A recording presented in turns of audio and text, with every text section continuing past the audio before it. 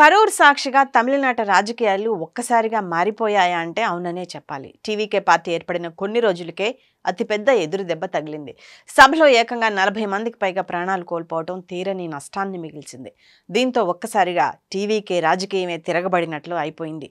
ఏం జరుగుతుందో అర్థం కాని పరిస్థితి. అత్యంత విషాద ఘటనతో టీవీకే దూకుడుకు బ్రేక్ పడినట్లయింది. దీనికి సంబంధించిన పూర్తి వివరాలు తెలుసుకుందాం.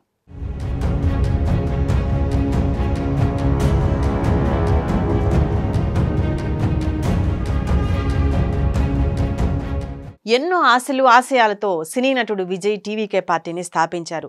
రాజకీయాల్లోకి ఎంట్రీ ఇచ్చిన ఆయనకు ప్రజల నుంచి విశేష స్పందన లభించింది. ఎక్కడ సభ జరిగినా సమావేశం జరిగినా సరే లక్షల సంఖ్యలో జనాలు తరలి వస్తున్నారు. ఒక సందర్భంలో ఏకంగా 10 లక్షల మంది కూడా ప్రజలు వచ్చారన్న టాక్ వినిపించింది.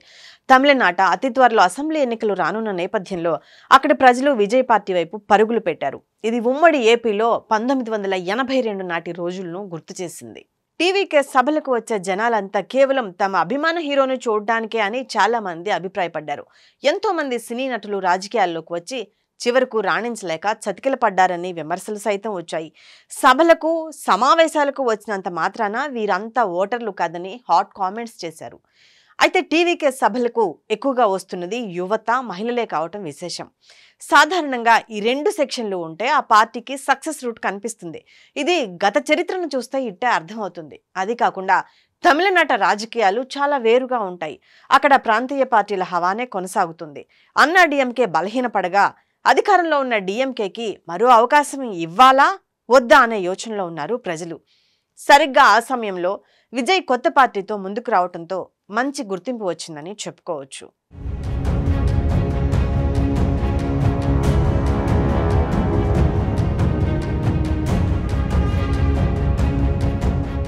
నిజానికి విజయ్ 2021 ఎన్నికల్లోనే పార్టీ పెడతారని తమిళ ప్రజలు భావించారు. కానీ విజయ్ తన ప్లాన్ను మార్చుకున్నారు.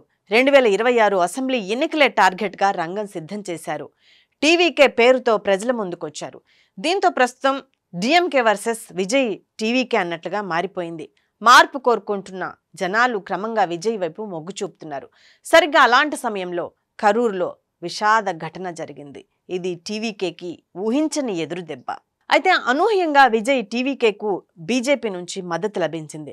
ఆ పార్టీ మాజీ రాష్ట్ర అధ్యక్షుడు అన్నామలై విజయ్కు సపోర్టుగా నిలబడ్డారు. ఘోర ప్రమాదంలో విజయ్ తప్పేం లేదని, కేవలం ప్రభుత్వం ఉదాసీనత కారణంగానే ఈ విషాదం చోటు చేసుకుందని చెప్పారు.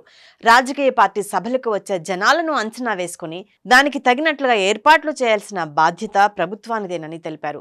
అత్యంత క్లిష్ట పరిస్థితులను ఎదుర్కొంటున్న కొత్త పార్టీకి జాతీయ స్థాయిలో అధికారంలో ఉన్న బీజేపీ నుంచి మద్దతు దక్కటం విశేషం. ప్రస్తుతం విజయ్ ఉన్న పరిస్థితుల్లో అయితే బీజేపీ సపోర్టు చాలా అవసరం. కానీ దీన్ని ఆయన స్వీకరిస్తారా లేదా అన్నది ప్రస్తుతానికి ప్రశ్నార్థకం.